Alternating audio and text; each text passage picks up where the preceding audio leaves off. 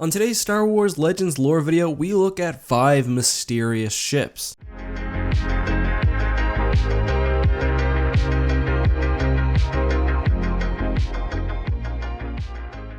Hey guys, this is EckhartsLadder. Hello and welcome to another Star Wars Legends lore video. Today we are talking about the strange and the weird of Star Wars Legends, which you guys know is my favorite. Let's jump right into it and look at 5 strange, mysterious, or otherwise unexplained ships. First is the Telecon Vagabond, a ship which appears in the Dark Fleet trilogy. The Vagabond was a mysterious ship that had long been spotted throughout the galaxy. Most saw it as a legend, and really only smugglers and pirates gave much thought to it. However, in 16 ABY, the New Republic confirmed sightings of the ship and sent a research team, including Lando Calrissian, to inspect the vessel. The Vagabond was exceptionally hard to track and even more difficult to actually study. When approached, the Vagabond broadcasted a screeching sound across all available comm channels before fleeing through light speed. If attacked, it had very powerful weapons which could easily destroy even a moderately sized cruiser. Lando's team realized that the screeching was actually a code. It represented the genetic makeup of a long dead alien species. Having C-3PO finish the code, they were able to access the ship. The Vagabond itself was physically interesting. It had incredible self-repair abilities and was discovered to be totally organic. It also seemingly adapted to its new human passengers, and the Vagabond was actually a sort of ark for the Quella, the same long-dead alien species that I mentioned just a second ago. Although there were no living Quella anymore, the Vagabond contained genetic material. Its purpose was to return to its home planet, which had suffered a terrible ice age. By 16 ABY, the planet had not yet melted and was not suitable for habitation. However, the Vagabond's weapons were able to reheat the surface.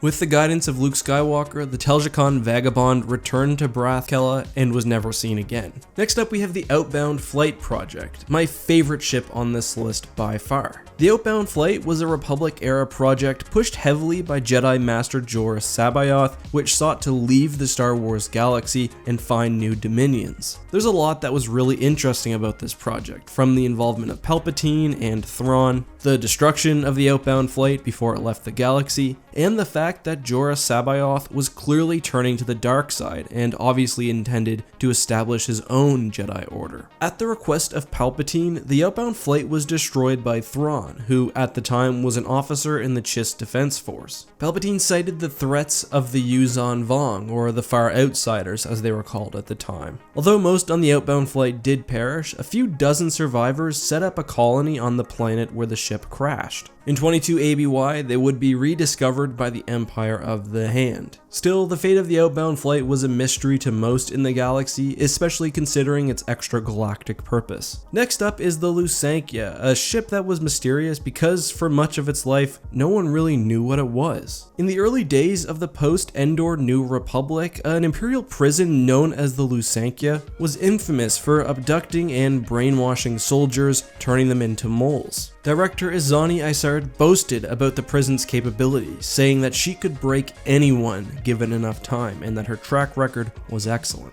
Those in the Lusankya, such as rebel hero Jan Dodonna, suffered years of torture, hard labor, and imprisonment. The true nature of the prison was revealed by Corran Horn, who, after the liberation of Coruscant, was captured by Isard. Although prisoners on the Lusankya believed that they were on some mining world performing hard labor, in reality they were actually on an Executor Super Star Destroyer, the Lusankya herself. Not only that, but the Lusankya was buried under the surface of Coruscant. In one of the most famous Star Wars Legends moments ever, upon Corran Horn's escape, the Lusankya broke through the surface of Coruscant, blasted the planetary shield, and jumped away to hyperspace. Eventually, the New Republic would seize control of the Super Star Destroyer, and she would serve the faction greatly until the Yuuzhan Vong War. Fourth is the mysterious ship spotted by Canderous Ordo thousands of years before the Battle of Yavin. In Star Wars Knights of the Old Republic 1, we learn the following. Canderous was, at the the edge of the known galaxy. The Mandalorians were hunting down smugglers and pirates in an asteroid field of the Crispin system. He talks about destroying asteroids so that the debris will kill his enemies. However, one asteroid was not so easily destroyed, and on the inside was a strange structure. He describes it as a rocky growth. This thing started spinning and throwing fiery projectiles at all ships in the vicinity. It melted the Mandalorian armor like wax, then jumped, and the hyperspace trail that it left showed that it was heading outside the galaxy. I don't think that it's ever been confirmed, but it seems pretty obvious that this was a Yuuzhan Vong ship. Obviously, the Yuuzhan Vong came from outside of the galaxy, and they likely had scout ships thousands of years before the main fleet arrived. The weapon also matches almost perfectly the Yaret core, a capital ship grade weapon of the Vong, which is sometimes called a lava cannon, and the Vong had Yorick Strona, asteroid-shaped ships that they used as scouts. But still, this was like nothing even Canderous Ordo had ever seen before, and obviously a very mysterious ship for the Mandalorians. Finally, we have another asteroid-shaped vessel, although this one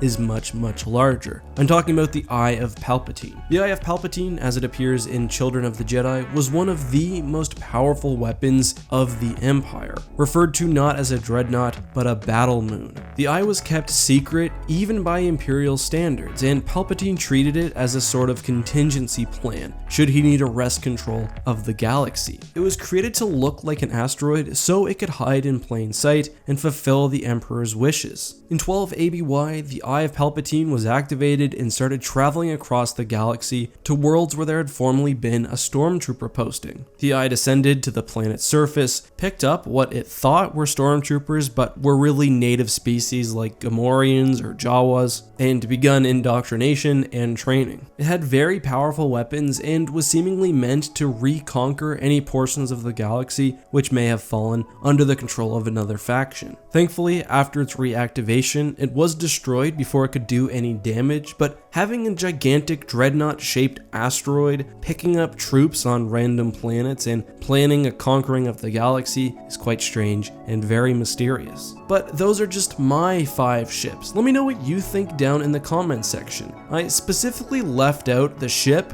from the Marvel Star Wars Legends comics from Another Galaxy because I covered it last week. If you'd like to watch that, click the annotation in the upper right hand corner. Thanks for tuning in, guys. As always, this has been EckhartsLadder. May the Force be with you.